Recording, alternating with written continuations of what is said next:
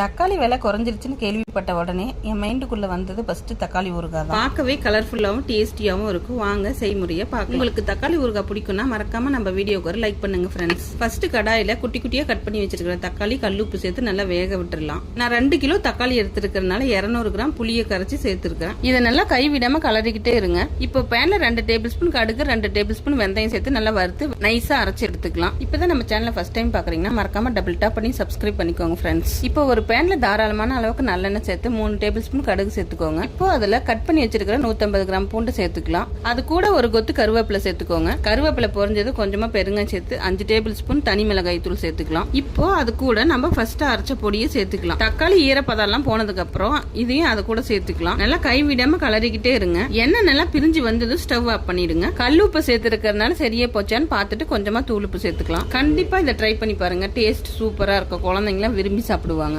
நேரத்தை ஒதுக்கி கஷ்டப்பட்டு வீடியோ எடுத்து அதை எடிட் பண்ணி வாய்ஸ் கொடுத்து போடுறேன். ஆனா யாரும் லைக் பண்ண மாட்டேங்கிறீங்க, சப்ஸ்கிரைப் பண்ண மாட்டேங்கிறீங்க. உங்க லவ் அண்ட் சப்போர்ட் இருந்தா தான் நாங்க ஹாப்பியா வீடியோ போட முடியும். மறக்காம நம்ம சேனலை டபுள் டேப் பண்ணி சப்ஸ்கிரைப் பண்ணிக்கோங்க. Happy cooking. நெக்ஸ்ட் வீடியோல பார்க்கலாம். பாய்.